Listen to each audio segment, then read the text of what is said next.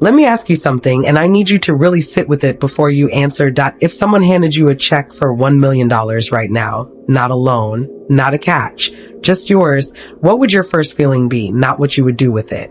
What would you feel? Because most women, if they are being completely honest, would feel something unexpected alongside the excitement. This channel was built for the woman who knows she is meant for more and is ready to do the inner work to get there. If that woman is you, subscribe, turn on your notifications, and join this community of women who are choosing to rise together. Every video we release is designed to uplift your soul and shift something real inside you.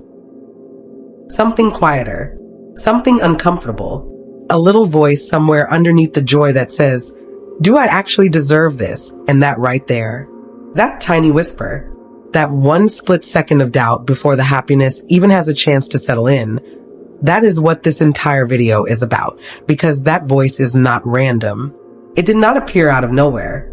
It was placed there by your childhood, by the women who raised you, by the messages you absorbed about money and worthiness before you were old enough to question any of them. And until you identify it, name it, and consciously decide to replace it, that voice will keep running quietly in the background of every financial decision you make, every opportunity you either take or walk away from, every time money comes in and somehow finds a way to leave just as fast. Louise Hay spent decades working with people who were struggling with their health, their relationships, their finances, and she discovered something that changed everything she thought she knew about. Why people suffer. She found that underneath almost every external problem was an internal belief, a story the person was telling themselves about who they were and what they deserved.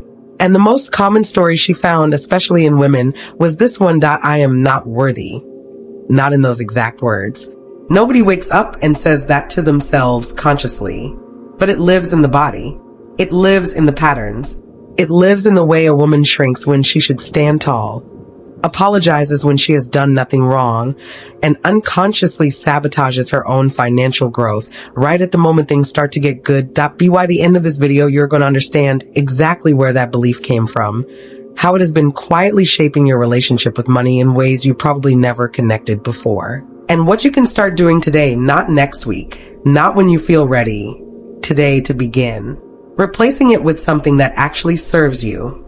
Stay with me, because what I am about to walk you through is something most women never get the chance to understand about themselves. Here is something nobody tells you when you are growing up. Children do not learn about money from financial literacy classes or books about investing. They learn about money the way they learn about everything else that matters, by watching, listening, and absorbing the emotional temperature of the home they grew up in. Think about what you heard around money when you were a child. Not what people told you directly, but what you felt in those moments. Was money a source of tension in your home? Did your parents argue about it? Did you ever hear phrases like, there is never enough? Money does not grow on trees. Who do you think we are? We cannot afford that. People like us do not live like that. Those phrases seem small. They seem like just words that adults say. But to a child's developing mind, those words are not just words. They are facts. They are the truth about how the world works and where she fits inside it. Louise Hay taught something that fundamentally changed the way millions of people understood their own struggles. She taught that every belief we hold about ourselves and the world was formed in the earliest years of our lives, when we were too young to evaluate the information, too young to push back, too young to say, actually, wait, that is not necessarily true. We just received it. We stored it. And then we spent the rest of our lives operating as though it was gospel. So if the emotional environment you grew up in told you, directly or indirectly, that money was scarce, that wanting more was greedy, that wealth belonged to other people and not to your family, not to people who look like you, not to women who come from where you come from, then that belief became the operating system running underneath every financial experience you have had since. And here is the painful part. It does not matter what your conscious mind thinks about money. You can read every book. You can listen to every podcast. You can want financial abundance with everything you have. If the subconscious belief underneath says, I am not worthy of this, that belief will win. Every single time. Think about a woman. Let us call her Maya. Maya is smart. She works hard. She gets a promotion, and for about 2 weeks she feels genuinely good about it. And then something shifts. She starts finding reasons the new role is too stressful. She starts underperforming in ways she cannot fully explain. She gets into a conflict with her new boss. Within 6 months, she has either left the job or found herself back at exactly the level of income and responsibility she started from.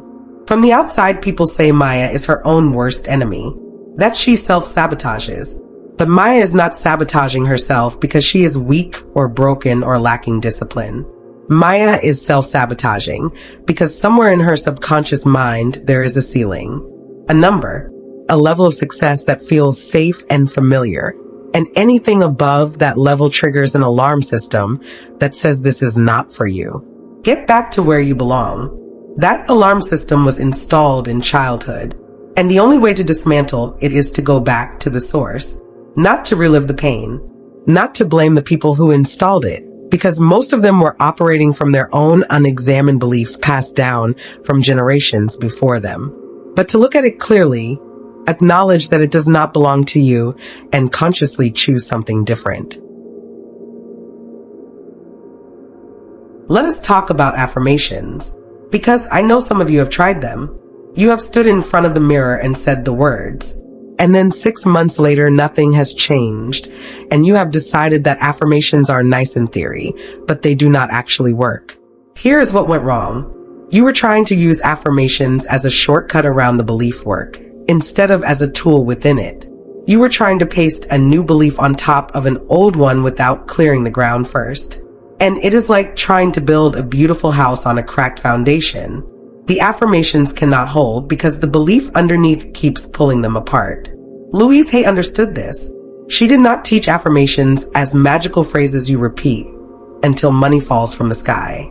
She taught them as a tool for gradually, consistently interrupting the old thought pattern and replacing it with a new one. And she was clear that the most important place to do this work, the place where it actually lands differently than just saying words in your head, is in front of a mirror.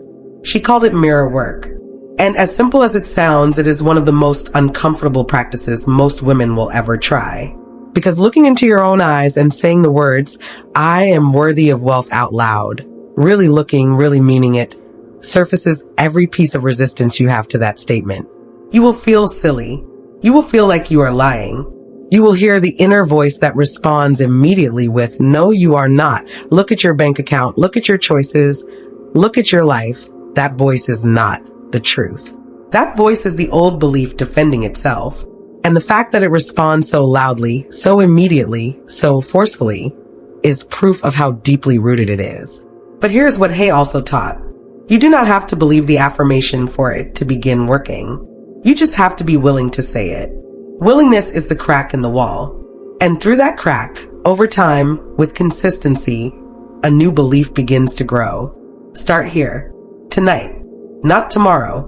Tonight. Before you go to sleep, stand in front of your mirror. Look directly into your own eyes. And say these words out loud. I am worthy of financial abundance. Money flows to me easily and consistently. I release every belief that told me I was not enough. I am open to receiving everything that is meant for me. Say it even if it feels uncomfortable. Say it especially if it feels uncomfortable. The discomfort is information. It is showing you exactly where your resistance lives. And notice what comes up after you say it. Notice the thoughts that follow. Write them down, because those are the beliefs you are working to replace. Those are the specific stories that are keeping your financial reality exactly where it is. But affirmations and mirror work are only 2 pieces of this, because there is a third layer to this that almost nobody addresses, and it might be the most sabotaging of all. Let us talk about what happens in your body when you think about money. Not in your mind, in your body. When you open your bank account, where do you feel it? When a bill arrives that you were not expecting, what tightens, what constricts, what shuts down? When you think about asking for a raise, pricing your services, investing in yourself, what physical sensation comes before the thought even has time to form? Louise Hay was decades ahead of the modern science that now supports what she was teaching. She understood that beliefs are not just stored in the mind. They live in the body. They create physical patterns of tension, contraction, and shutdown that run on autopilot, below conscious thought, below affirmations, below willpower. This is why you can know something intellectually and still not be able to act on it. You know you should ask for the raise. You know your work is worth more.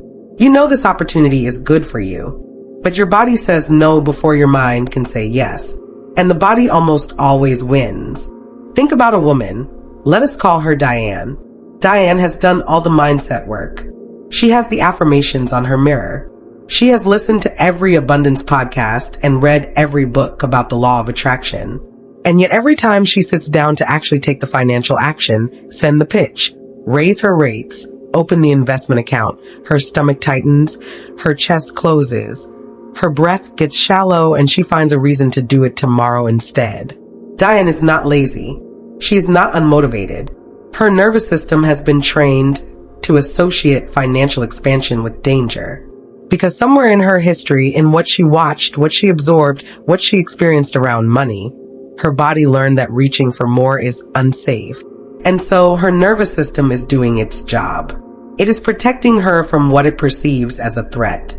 The problem is that the threat it is protecting her from does not actually exist anymore.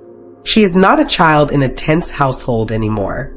She is an adult woman with agency and choice and real opportunities in front of her. But her body has not received that update. The update has to be delivered consciously, deliberately, repeatedly. Here is a practice Hayes work points toward that addresses the body, not just the mind. The next time you feel that physical contraction around money, that tightening, that shutting down, do not push through it and do not run from it. Pause. Put your hand on your chest. Take 3 slow breaths and say out loud or in your mind, I am safe. It is safe for me to receive. I give my body permission to relax around abundance. You are communicating directly with your nervous system. You are telling it, this is not danger. This is growth, and I am choosing to move toward it anyway. Do this consistently, every time the contraction comes, and over time, your body's response to financial opportunity will begin to shift. Because your body is not your enemy. It is your oldest protector. You are just teaching it that prosperity is not something to be afraid of. And once your body begins to believe that, what opens up will surprise you. Here is where everything we have talked about today comes together. Worthiness is not something you earn. This is the deepest teaching in Louise Hay's entire body of work, and the one that most women have the hardest time accepting. We have been conditioned to believe that worthiness is a destination. That we will feel worthy when we lose the weight, when we hit the income goal, when we get the relationship, when we prove ourselves sufficiently to the people whose approval we are still secretly chasing. We treat worthiness like a reward that gets unlocked after enough effort, enough sacrifice, enough time spent making ourselves small enough to be acceptable. But Hay taught something completely different. She taught that worthiness is a starting point, not a reward, not a destination. A foundation. You do not become worthy of wealth. You decide, consciously, deliberately, that you already are. And then you build from that decision. This is the shift that changes everything. Not the affirmations alone. Not the mirror work alone. Not addressing the body alone. All of those things matter. But underneath all of them is this one fundamental choice. Am I willing to decide right now, not when I have more evidence, not when I feel more ready, not when my bank account looks different, right now, in this moment, with the life I am currently living, that I am worthy of financial abundance? Not because you have earned it, not because you have proven it, but because you exist, because you are here, because the same force that created everything in this universe created you. And it did not create you to struggle, to shrink, to spend your whole life watching other people live abundantly while you tell yourself it is not meant for you. There is a woman watching this video right now who is one decision away from a completely different financial reality. Not one action, one decision. The decision to stop waiting to feel worthy and to start acting from the belief that she already is. That woman might be you. Here is what I want you to do before you close this video. Not tomorrow, right now. Take out a piece of paper or open the notes on your phone. Write this at the top, I am worthy of wealth. And underneath it, Write every single reason your mind immediately throws back at you about why that is not true. Every objection, every piece of evidence your subconscious pulls up to argue against it. Write them all down, and then look at that list. Really look at it, because that list is not the truth about you. That list is the inherited story you have been living inside without realizing it was a story. And stories can be rewritten. Louise Hay rewrote hers. She went from a woman with a childhood full of trauma, poverty, and pain to building one of the most successful self-help empires in history. Not because life was fair to her, not because the path was easy, but because she made the decision repeatedly, daily in front of her mirror, in her affirmations, in the way she spoke to herself and about herself, that she was worthy of a different life. That decision is available to you right now. Not someday. Right now. You are worthy of wealth. You are worthy of abundance. You are worthy of a financial life that gives you freedom, security, peace, and joy. Not because you have done enough to deserve it, but because you are here. Because you decided. Because starting today, you are no longer available to live inside a story that was never yours to begin with. The prosperous soul is not someone who was born lucky or chosen by fate. She is the woman who looked at everything she was taught about her own worth and decided to believe something better. Be that woman, starting now.